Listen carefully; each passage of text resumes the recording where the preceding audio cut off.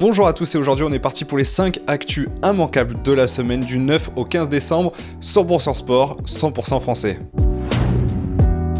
Et on commence ce récap par Kylian Mbappé. 2 mois après avoir été considéré comme raisonnablement suspect dans une affaire pour viol et agression sexuelle en Suède, l'attaquant madrilène peut enfin respirer car l'enquête a été close ce jeudi par le parquet suédois. Pour rappel, une plainte avait été déposée le 10 octobre dernier pour un viol ayant été commis dans un hôtel à Stockholm, lieu où se trouvait Kylian Mbappé ce soir-là. On se souvient alors que le capitaine des Bleus avait pris une tempête médiatique, d'autant plus qu'il n'était pas allé au rassemblement de l'équipe de France. Mbappé va désormais pouvoir se concentrer uniquement sur ses performances sportives, même s'il affirmait déjà dans Click qu'il n'était pas concerné par cette affaire. Je pense que ça m'a pas pesé dans la mesure où je me suis jamais senti concerné. Ouais.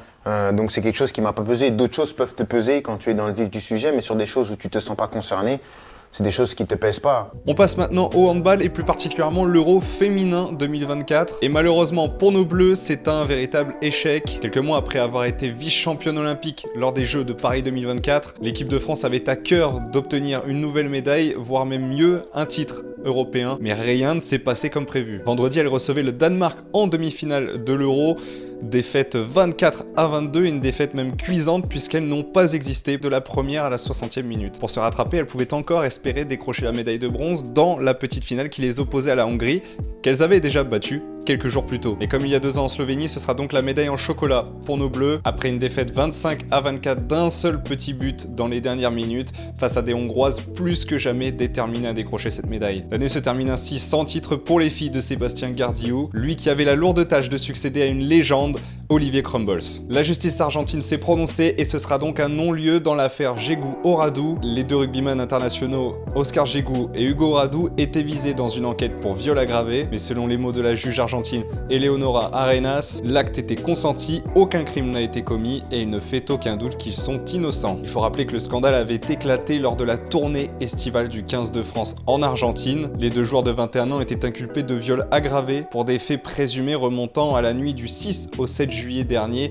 dans un hôtel à Mendoza. Ils avaient ensuite passé plus d'1 semaine en détention préventive où ils dénonçaient notamment des conditions déplorables avant d'être transférés dans une résidence pendant près d'1 mois. L'affaire n'est cependant pas totalement terminée puisque l'avocate de la plaignante va faire appel de cette décision. Pas de surprise à la FFF, c'est bien Philippe Diallo qui a été réélu pour un nouveau mandat, un mandat de 4 années supplémentaires jusqu'en 2028. À la suite d'une nouvelle élection qui s'est déroulée ce samedi, c'est le président sortant qui l'a emporté. Il faut dire qu'il avait succédé à Noël Le Graët en intérim, puis ensuite il avait été officiellement élu, mais pour 1 an seulement afin de terminer le mandat du Guingampais. Il remporte ce scrutin avec 55,34% des suffrages face à un Pierre Sansonneuf qui n'avait que très peu de chances honnêtement de l'emporter. Il a donc fixé 2 objectifs principaux pendant sa campagne: augmenter le budget annuel du football amateur de 100 à 150 millions d'euros d'ici à 2028. Puis son second objectif est de passer de 250 000 à 500 000 licenciés dans le football féminin avant 2029. Et enfin, on connaît les groupes de qualification pour le Mondial 2026. Après avoir attribué le Mondial 2030 à l'Espagne,